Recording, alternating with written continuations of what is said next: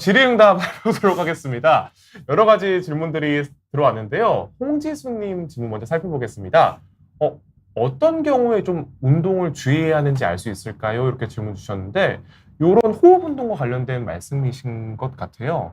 뭐 어떤 대답을 드릴 수 있을까요? 그러니까 모든 운동은 이제 그 주의를 어떤 증상이 나타나면 이제 주의를 해야 되는데 이런 걸 불다가 갑자기 가슴 통증이 생긴다던가 네.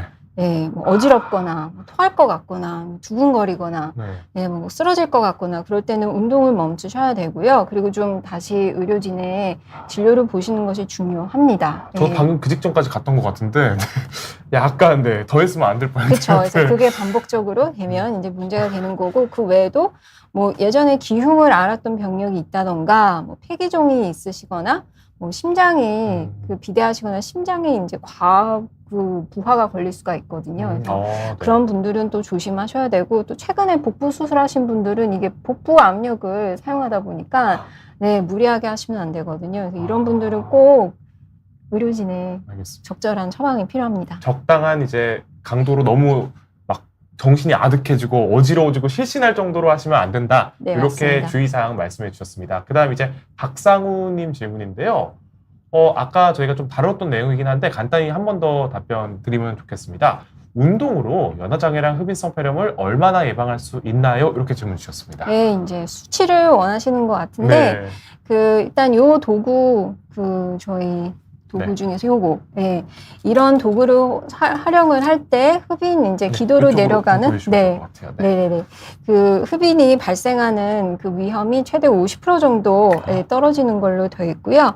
네, 이제 기침하면 이제 이물질 배출력이 이제 증가하고 특히 이런 운동들은 뇌졸중 환자분들이나 네. 파킨슨스병 환자분들한테는 이미 효과가 입증되어 있습니다. 네. 알겠습니다. 효과가 정말 확실하니까요.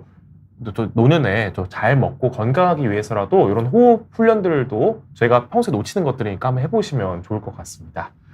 그 다음 이제 김유진님 질문인데요. 할머니께서 연세가 굉장히 많으시다고 하네요. 식사를 하시면 발음도 불분명하고 젖어 있는 소리가 난다. 젖은 소리가 나는데 기침을 자주 하진 않는다고 하십니다. 이 흡인성 폐렴, 흡인을 의심할 수 있나요? 이렇게 질문 주셨습니다. 네, 굉장히 중요한 질문을 해주셨는데요. 그 기침이 나오지 않아도 네. 흡인이 된다고 제가 말씀드렸잖아요. 그래서 이거를 소위 무증상 흡인이라고 합니다. 네. 증상 없이 흡인이 된다. 그래서 특히 뇌졸중이나 파킨슨병이 있으신 분들은 음식물이 잘못 기도로 내려가도 기침을 못 한다고 했었잖아요. 느낌도 네. 없다고 그러시고 밥을 먹고 나서도 정말 아무렇지 않은 것처럼 보이지만 아까 전에 말씀드린 이런 미세한 증상들, 그러니까 이물질이 이쪽 성대 쪽에 끼다 보면 내 목소리가 젖은 듯한 네, 가리킨 목소리가 나옵니다. 저 표현하신 게 정확한 표현이었네요. 네네, 맞습니다. 그래서 다들 뭔가 감기가 걸렸나?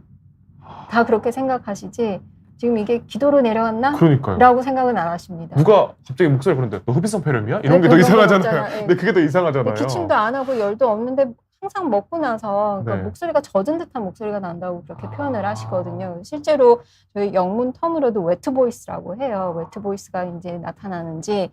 네, 그리고 약간 좀 숨가빠하거나 아니면 요새 워낙에 그 센서들이 많아가지고 그 산소 포화도를 측정을 하시잖아요. 근데 네. 산소 포화도가 좀 2% 이상 떨어지면 흡인일 가능성이 많습니다. 그래요? 네네네. 오늘 좀 시청자분들은 저도 사실 몰랐잖아요. 되게 젖은 소리가 난다. 이게 흡인성 폐렴의 증상이다라는 걸 저 처음 알았거든요. 많은 분들이 모르셨을 것 같은데 꼭 오늘 방송 내용 기억하셔서 좀 주위에 노년분들이 계시는데 이런 증상을 보인다 하면은 우리 할아버지 감기 걸렸나 보다 이러고 넘기는 게 아니라 이런 것들 한번 의심해 보는 게 되게 좋을 것 같습니다. 네, 그래서 평상시 이제 목소리는 괜찮다가 밥만 먹으면 목소리 변화가 있다. 먹고 나서 하면 그때가 이제 제일 중요하고요. 네. 먹는 거랑 상관없이 목소리 변화 있는데 또 흡인성 폐렴 아니야라고 하면 좀 오해를 할 수 있기 때문에 또 식사 후 먹고 나서 뭔가 목소리 변화가 있으면 그때는 좀 강력하게 의심을 해봐야 됩니다. 식사를 하면 이런 증상이 나타날 때 그때 특히 좀 의심할 수 있다. 네. 이렇게 말씀해 주셨습니다.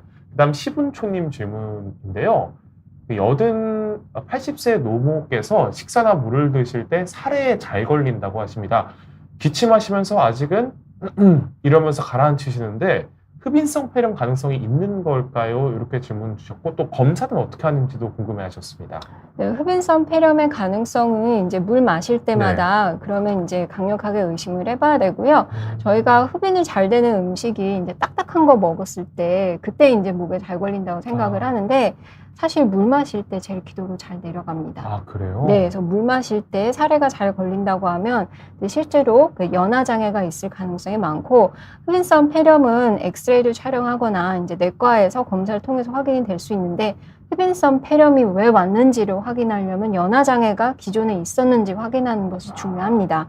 그래서 연화 장애는 예전 비온디 몇 년 전에 강의한 맞습니다. 것이 있는데 비디오 투시 연화 검사라든지 아니면 연화 내시경을 통해서 네, 이게 흡인이 진짜 되고 있는지 기존에 연화 장애가 이미 있으셨던 분들인지 진단을 정확하게 받으시는 것이 중요합니다. 알겠습니다.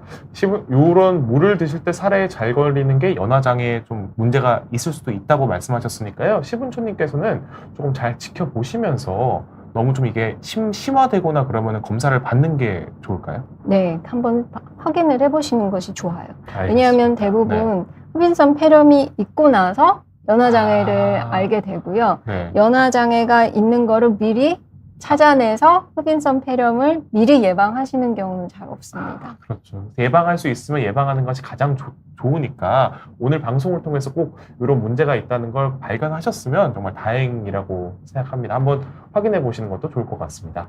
이제 저희 시간이 얼마 안 남아서 교수님께서 한 2가지 질문 정도만 골라주시면 그걸로 한번 확인해 보시고 아니면 제가 골라드릴까요? 아니요. 저기 네. 박상우님? 박상우님, 아까 한 번 더 질문해 주셨습니다.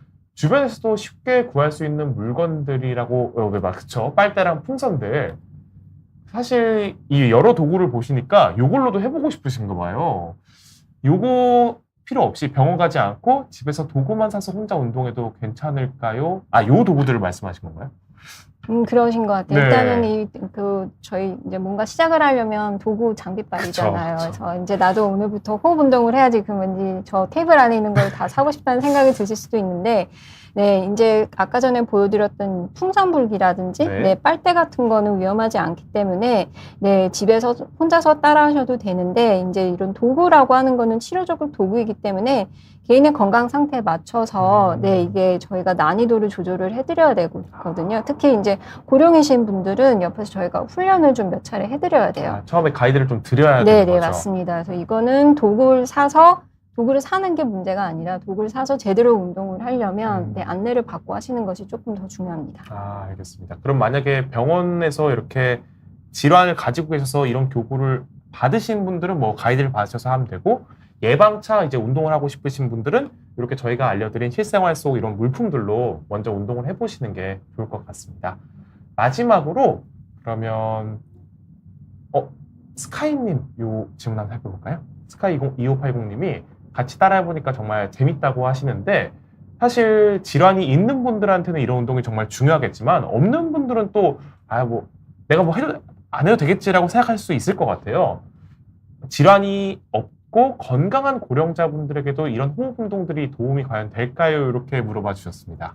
이제 이거 보시고 네. 저거 따라 불렀는데 공이 안 올라가니까 이제 네. 이거 다 사야 되나? 호흡 운동을 해야 되나라고 이제 걱정을 하실 수 있는데, 이제 저희처럼 젊고 평소에 굉장히 건강하신 분들은 유산소 운동을 하는 것이 중요합니다. 결국에는 뛰어야 돼요. 알겠습니다. 네, 앉아서 이거 부는 걸로는 저희는 안 됩니다. 이게 평상시에 젊었을 때 이게 심폐 능력을 최대한 키우는 것이 중요하고, 단 여기에 이제 보여드린 것들은 이제 고령 어르신들, 이게 호흡기 질환이 있거나 아니면 나이가 들면 달릴 수가 없거든요. 그렇죠. 무릎 수술을 하거나 허리 디스크가 있거나 그런 것 때문에 이제 운동을 더 이상 못하게 되고 심폐 운동이 어려워지게 될 때 호흡 운동을 통해서 이 근육의 기능이 떨어지는 것을 좀 예방할 수 있습니다. 그래서 이런 경우는 꼭 해보시는 것이 중요하고요.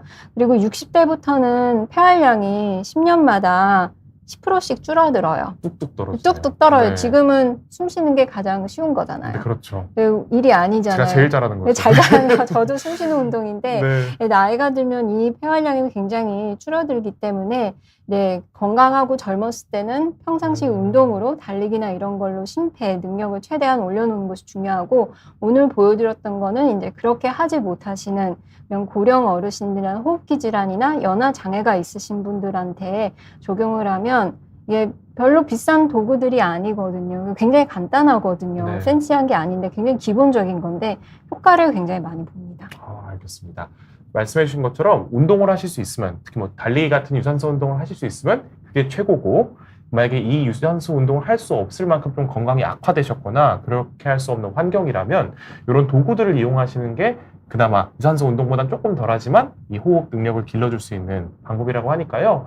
어떻게든 또 유산소 운동을 하든 할 수 없다면 이걸 하든 하시는 게 또 도움이 될 것 같습니다.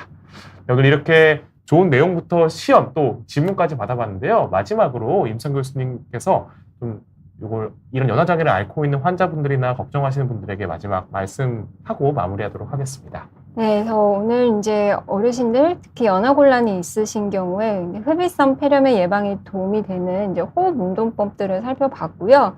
이게 단순히 숨을 쉬는 그런 운동법을 넘어서 실제로 그 연화장애와 이제 흡입성 폐렴을 예방해주고 삶의 질을 지켜주는데 굉장히 그 방어 역할을 해줍니다. 그래서 세 가지 저희 삼총사 네. 참고, 이렇게 타이밍 맞추고, 그리고 기침하는 거. 기침. 그래서 이런 내용 오늘 배우신 내용들을 일상 속에서 꾸준히 실천하시고, 조금씩 밥 먹는 게 좀 즐거워지고, 호흡이 편해지고, 이제 기침을 시원하게 뱉을 수 있는 그런 느낌을 체감하셨으면 좋겠습니다. 알겠습니다. 사실 당연하다고 여기는 것들이 당연하지 않게 될 때가 가장 슬픈 거잖아요. 삶 속에서 요 먹는다는 당연한 행복을 좀 오랫동안 지킬 수 있도록 오늘 내용 기억하시고 운동도 꼭 따라해 보시면서 건강을 좀 오래 유지하셨으면 좋겠습니다. 오늘 운동으로 준비하는 건강노년 임선 교수님과 함께한 시간 여기서 마무리하도록 하겠습니다. 교수님 정말 좋은 말씀 감사드리고요. 시청해주신 분들도 정말 모두 감사드립니다.